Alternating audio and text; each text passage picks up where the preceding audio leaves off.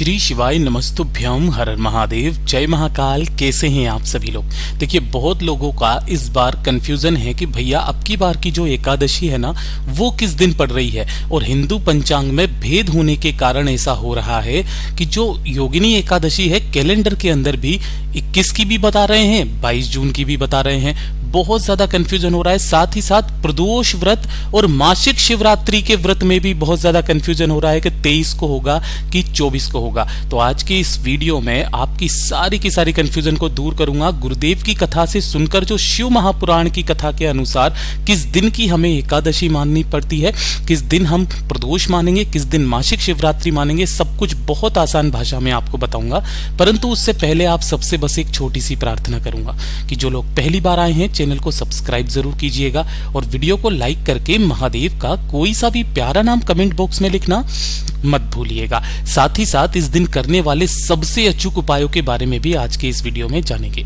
तो सबसे पहले तो पूज्य गुरुजी ने बताया, ये जो योगिनी एकादशी होती है ये आषाढ़ मास में पड़ने वाली एकादशी होती है। काफी सारे लोग आपको भ्रमित करने की कोशिश करेंगे कि सावन से पहले पड़ने वाली एकादशी, जबकि सावन से पहले पड़ने वाली ये एकादशी नहीं होती है, इसके बाद में भी आएगी जो कि देवशयनी एकादशी होती है, वो सावन से पहले पड़ने वाली एकादशी होती है। ठीक है, तो सबसे पहले तो ये योगिनी एकादशी है। इस बार पंचांग में भेद होने के कारण एकादशी की जो तिथि है वो क्षय तिथि में जा रही है। अगर आप यहां पर देखेंगे 21 जून 2025 के पंचांग के अनुसार जो कृष्ण पक्ष की दशमी तिथि है वो कब शुरू हो रही है, वो हो रही है 20 जून को सुबह के 9:49 पर और खत्म कब हो रही है, 21 जून को सुबह के 7:19 पर। और सूर्योदय काल जो हो रहा है यहां पर, तो सूर्योदय काल के अनुसार वो 7:19 से पहले ही हो रहा है। यानी कि उदया तिथि के अनुसार अगर आप 21 तारीख की मानेंगे तो भी नहीं हो रही है, और अगर आप 22 तारीख को जाते हो तो जो ये एकादशी की तिथि है वो सूर्योदय होने से पहले ही समाप्त हो जा रही है। तो जब भी कभी हिंदू पंचांग में इस तरीके से आती है तो वो जो तिथि होती है वो क्षय तिथि में गिनी जाती है। अब जब भी ये क्षय तिथि में गिनी जाएगी तो किस दिन की एकादशी माननी है, हमें 21 तारीख की माननी है या फिर 22 तारीख की माननी है, बहुत लोग कंफ्यूजन में रहते हैं। तो ये वाली जो तिथि है पूज्य गुरु जी ने विष्णु पुराण के अनुसार बताया था। आप सबको पता है कि जो एकादशी की तिथि होती है वो भगवान नारायण को समर्पित होती है, भगवान श्री हरि नारायण विष्णु जी को। और विष्णु पुराण के अनुसार जब भी हिंदू पंचांग में क्षय तिथि अगर पड़ जाए किसी भी तिथि की या एकादशी की, तो वो मानी जाती है उससे पहले पड़ने वाली जो दशमी तिथि होती है ना, जिस दशमी तिथि से एकादशी सम्मिलित में होती है उसके अनुसार। अर्थात जो आपकी इस बार की जो योगिनी एकादशी पड़ रही है वो मानी जाएगी 21 जून 2025 की, और उसी दिन आपको इसका व्रत करना है और इसका पारण करना है। किसी भी स्थिति में 22 जून को एकादशी नहीं मानी जाएगी, क्योंकि उस दिन सूर्योदय होने से पहले ही एकादशी की तिथि समाप्त हो जाएगी। तो पहला कंफ्यूजन तो आपका ये दूर हुआ कि किस दिन का आपको एकादशी का व्रत करना है। दूसरा, अगर आप में से कई सारे लोगों को नहीं पता है तो जो शनिवार का दिन पड़ रहा है यानी कि 21 जून 2025 का, उसी दिन एकादशी होगी। और बात करते हैं कि जो प्रदोष है और मासिक शिवरात्रि है उसके अंदर भी काफी ज्यादा कंफ्यूजन हो रहा है कि भैया किस दिन की माननी है। तो देखिए, त्रयोदशी तिथि अगर आप यहां पर 23 जून 2025 का पंचांग खोल करके देखेंगे तो कृष्ण पक्ष की त्रयोदशी जो तिथि है वो 23 जून को रात्रि के 1:22 से स्टार्ट हो रही है और 23 जून को ही वो रात्रि के समय 10:10 पर खत्म हो रही है। जो त्रयोदशी यानी कि जो प्रदोष व्रत देखा जाता है वो प्रदोष काल के दौरान देखा जाता है, उदया तिथि के अनुसार नहीं देखा जाता है ना। और जो प्रदोष काल पड़ रहा है वो पड़ रहा है इस दिन का, किस दिन का, 23 जून का। यानी कि जो प्रदोष व्रत आपको रखना है वो रखना है 23 जून 2025 के दिन।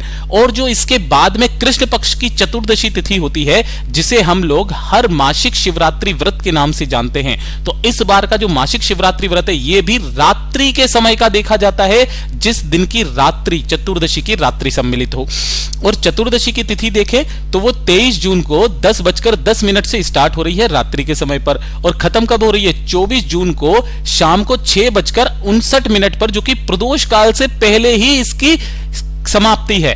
तो इस दौरान जो कृष्ण पक्ष की चतुर्दशी यानी कि मासिक शिवरात्रि का व्रत होगा, वो भी 23 जून 2025 की रात्रि को ही होगा, जिस दिन पड़ रहा है सोमवार का दिन। और ये बहुत बड़ा संयोग बनता है कि सोमवार के दिन की ही मासिक शिवरात्रि भी हो और प्रदोष का व्रत भी हो। तो ये दोनों की ही आपकी जितनी भी कंफ्यूजन था मैंने आपका दूर कर दिया। सोमवार को ही होगा सोम प्रदोष व्रत, मास शिवरात्रि और प्रदोष व्रत। तो यहां तक आपकी सारी कंफ्यूजन दूर हो चुकी होगी।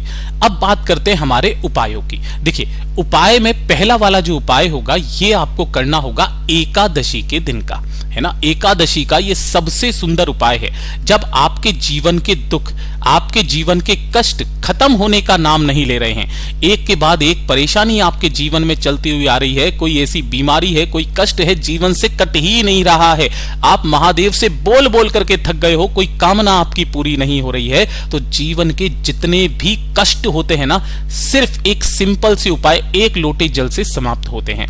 एकादशी के दिन आपको करना क्या है, एक लोटा शुद्ध जल लेना है अपने घर का तांबे के कलश में, ठीक है। ध्यान रखिएगा, मंदिर का जल नहीं लेना है, आपको अपने घर का जल, जिस कलश में से आप महादेव को जल समर्पित करते हैं, भगवान के लिए जल निकालते हो, उसी में से एक लोटा जल निकाल लेना है।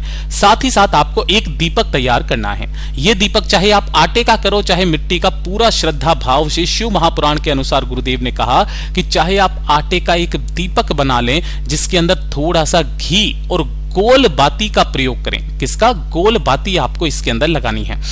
केवल ये दोनों चीजों को लेकर के एकादशी के दिन चाहे सुबह चाहे शाम को किसी भी समय पर पहुंच जाना भोलेनाथ के मंदिर में, शिवलिंग के पास। ऐसा भी नहीं है कि जहां पर पूरी शिव पंचायत विराजित हो, जहां पर केवल शिवलिंग भी रखा हुआ है ना, उस मंदिर में आप चले जाइए। शिवलिंग के पीछे की तरफ खड़े होना है, जिससे आपका मुख उत्तर दिशा की तरफ में हो जाएगा, ठीक है। दोनों हाथों में आपको उस कलश को पकड़ना है जिसके अंदर आपने जल लिया है। पहले अपना नाम बोलना, फिर गोत्र बोलना और उसके पश्चात श्री शिवाय नमस्तुभ्यम मंत्र का स्मरण करते हुए संपूर्ण जल को शिवलिंग पर समर्पित करना। समर्पित कर देने के पश्चात शिवलिंग के सम्मुख में जो नंदी भगवान बैठे रहते हैं, नंदी भगवान के पीछे खड़े होकर के शिवलिंग का दर्शन करते हुए आपको 3 बार एक शब्द का स्मरण करना है, वो है स्वधा स्वधा स्वधा। 3 बार इस शब्द का स्मरण करके बाबा से अपने दुखों को, कष्टों की खत्म करने की कामना करके वापस जब आप घर की तरफ आते हो तो शिवालय की चौखट पर जो आपने एक दीपक लिया है, उस दीपक को अपनी कामना कहकर के जो व्यक्ति प्रज्वलित करके आ जाता है, उसके जीवन के सारे कष्ट उसी क्षण समाप्त हो जाते हैं। स्वधा का जो प्रमाण पूज्य गुरुजी ने बताया कि माता रानी जो है भैया पार्वती जी, उनकी नानी का नाम है स्वधा, जो कि पितृलोक में निवास करती है। और आपके जीवन में जितने भी कष्ट होते हैं कहीं ना कहीं आपके पितरों से संबंधित होते हैं। आपके जो भी जल यहां समर्पित करते हो, जितना जल यहां से नीचे गिर करके जाता है, वो संपूर्ण जल आपके पितरों के भाग में जाता है। पितृ तृप्त होते हैं, खुले हाथों से आशीर्वाद लौटाते हैं, आपके जीवन के सारे कष्ट खत्म होते हैं। अगर आपके पास में समय हो तो 3 बार स्वधा शब्द का स्मरण ना करके जो 12 श्लोकों का स्वधा स्रोत होता है, कोई व्यक्ति अगर उसे पढ़ भी लेता है ना, तो उसे 100 बार श्राद्ध करने का और सभी तीर्थों में पुण्य करने का फल एक ही बार में प्राप्त हो जाता है। ये इतना अद्भुत और अचूक उपाय है, जरूर कीजिएगा। और ये जो स्वधा स्रोतम है, ये ब्रह्मा जी के द्वारा रचित स्रोत है। तो ये तो हो गया पहला उपाय। अब बात करते हैं दूसरे वाले उपाय की, जिसे मैं हर एकादशी के दिन बताता हूं। देखिए, जब आपकी कोई इच्छा, कोई विशेष मनोकामना है जो आप चाहते हैं कि बाबा बस मेरी ये कामना पूरी हो जाए, इसके अलावा मुझे कुछ भी नहीं चाहिए, तो अपनी उस कामना की पूर्ति के लिए जो एकादशी पड़े उस एकादशी के दिन इस उपाय को करना बिल्कुल मत भूलना। आपको क्या चाहिए? आपको सबसे पहले लेना होगा तांबे का कलश, तांबे का लोटा, जो भी आपके घर में है। इसके अंदर आपको भरना होगा गंगा जल। अब हमारे घरों में इतना प्रचुर मात्रा में तो गंगा जल होता नहीं है कि पूरा लोटा हम लोग भर लें, है ना। तो गुरुदेव ने कहा कि इसके अंदर आपको अपने घर का जल भरना है और थोड़ा सा गंगा जल, 2 से 4 बूंद, 1 ढक्कन गंगा जल आपको इसी के अंदर मिला लेना है, ठीक है। पूज्य गुरुजी ने तो यहां तक कहा गंगा जल नहीं है, किसी पवित्र नदी का जल ले लो, सरयू का, नर्मदा का, इस तरीके से, ठीक है। तो किसी भी पवित्र नदी का जल ले लो, सबसे महत्वपूर्ण गंगा जल है। इसी कलश के अंदर जल, गंगा जल भर के 7 बेलपत्र आपको लेने हैं। नहीं मिलते हैं, महादेव की शिवलिंग से उठा लेना, धोकर के काम में ले लेना।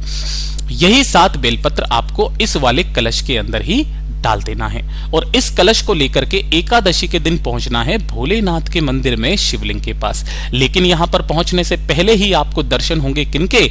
नंदी भगवान के। तो पहले आपको नंदी भगवान के पास में जाना है, जाकर के जो आपने एक कलश लिया है जिसके अंदर आपने 7 बेलपत्र डाले हुए हैं, दोनों हाथों में लेकर के अपनी कामना कह करके इस कलश का जितना भी जल है उस जल को नंदी बाबा के उठे पैर पर, ध्यान रखना ये वाला जो उठा पैर है, इस उठे पैर पर इतना धीरे धीरे करके समर्पित करना है कि इसमें से बेलपत्र नीचे ना गिरे। ठीक है, बेलपत्र कलश में ही रहे, संपूर्ण जल आपको नंदी भगवान के उठे पैर पर श्री शिवाय नमस्तुभ्यम मंत्र का स्मरण करते हुए समर्पित कर देना है। जब ये संपूर्ण जल समर्पित हो जाए, इसमें से ये सातों की सातों बेलपत्रियों को निकालना है, बाबा की शिवलिंग के पास में जाना है, शिवलिंग के पीछे की तरफ खड़े होना है और ओम नमः शिवाय श्री शिवाय नमस्तुभ्यम पंचाक्षरी मंत्र या षडाक्षरी मंत्र का स्मरण करते हुए एक एक करके संपूर्ण बेलपत्रियां आपको महादेव की शिवलिंग के ठीक शीर्ष पर ऐसे समर्पित करना है कि सभी की डंडियां रहे जलाधारी की तरफ, बीच वाली पत्ती का भाग रहे आपकी तरफ। सातों बेलपत्रों को समर्पित करके अपना दाहिना हाथ इन बेलपत्र के ऊपर रख करके अपने हृदय की बात, अपनी मनोकामना कहकर, जो व्यक्ति एकादशी के दिन आ जाता है उसकी समस्त मनोकामनाएं उसी दिन पूरी हो जाती है। पूज्य गुरु जी का बहुत अद्भुत और अचूक उपाय है, जरूर कीजिएगा। वीडियो पसंद आए तो लाइक करना, जैसा गुरुदेव ने बताया वैसा आसान भाषा में आपको बताने का प्रयास किया। वीडियो जरूर पसंद आएगा, शेयर भी कीजिएगा, लाइक भी कीजिएगा। मैं आपसे मिलता हूं अगले वीडियो में, तब तक के लिए ओम नमः शिवाय, जय महाकाल।